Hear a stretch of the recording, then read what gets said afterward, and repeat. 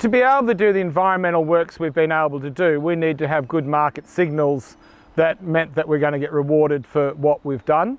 We're now seeing a whole bunch of markets opening up to us, particularly on the fibre side at the moment, and with serious premiums over the market.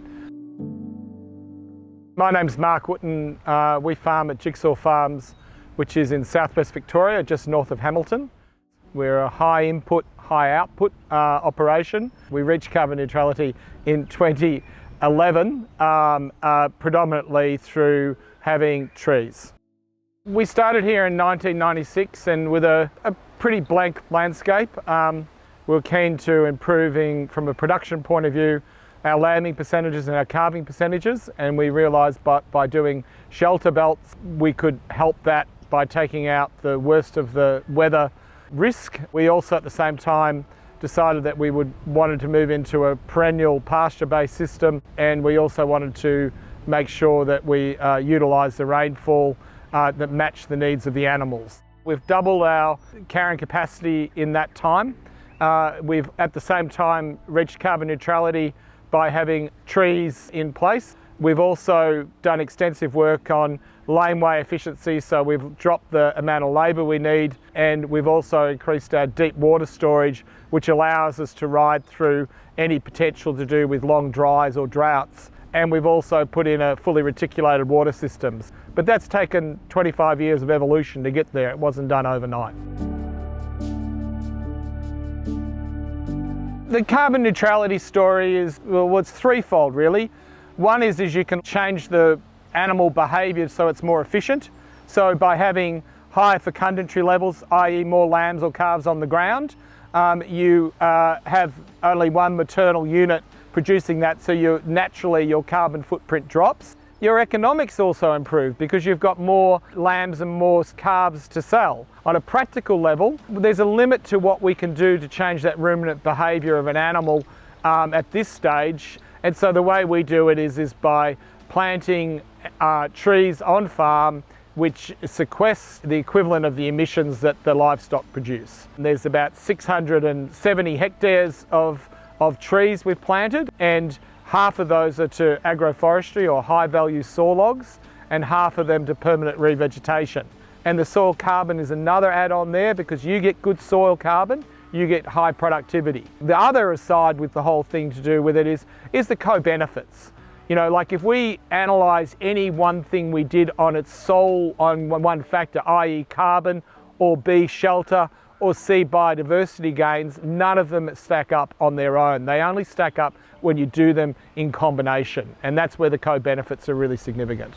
In terms of the calculation, I mean, it was a learning exercise. I'm not suggesting we had this grand plan at the beginning. For someone entering into the space now, the tools are immense. But my advice would be to go get one of those MLA or Melbourne University greenhouse gas calculators, do a hypothetical on your farm plan, work out your dream of where you want if you're going to do trees offset, what are you going to do? If it's soil carbon, how are you going to change your practice? Are you going to have more stubble? Are you going to have ground cover there? Are you going to do more rotations? Just best practice farming and grazing management. And I would argue that most best practice farmers, they tend to be really good environmental farmers as well. And the other beauty of us is there's no external offsets on this. This is all on farm.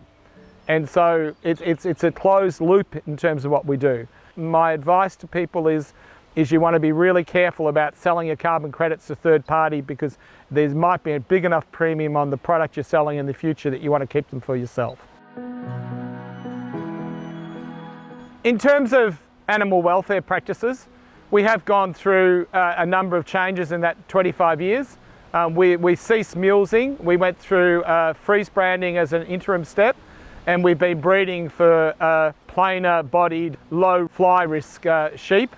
But that's actually been really rewarding. I mean, we're really lucky with the people on the farm that we employ. They feel a sense of pride that we're actually changing what we do for the betterment of both animal welfare, but also in ease of management. The risk for us is if you're taking leaps of faith, we wouldn't do it. It's a considered risk. If, before we were comfortable, for example, ceasing mulesing, we needed to be comfortable that we had a sheep that could deal with a fly wave.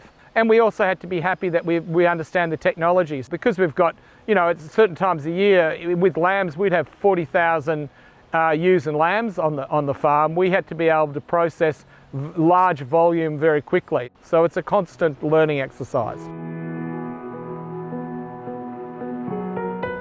We're now seeing a whole bunch of markets opening up to us, particularly on the fibre side at the moment, with the responsible wool standard and using ZQ and some of these branding opportunities who are looking for the environmental or the carbon neutral story that we have.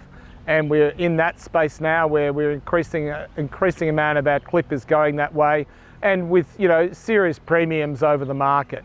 And that's also to do with the animal welfare things we do. In terms of the beef market and the lamb market, that's an evolving market. It's still very mature, but it's really promising. We're having lots of conversations now with a range of parties are talking about entering into that space for either a low carbon intensive product or a zero carbon product. And so we're having those conversations at the moment as well. The market's premiums that we can get come with you know, a serious commitment to have integrity in your system.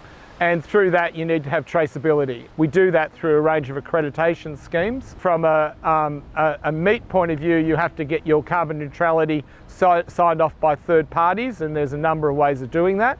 But you have to be able to document and prove that you're doing what you say you're doing, and with that will become markets opening up. I think producers should be prepared to take risks, but do it at scale which is manageable for the size of your business. So you have to understand your risk, you have to understand your risk appetite, and you have to understand, you know, what you can do financially. The strangest things happen. Like, we're standing in this plantation now, and I had someone ring me yesterday who wants to forward lock all our spotted gum into a contract for 2030 because native forests have been shut down in Victoria. You know, that was not part of our plan, but we've at least got that choice now. We've taken risk and we've gone forward.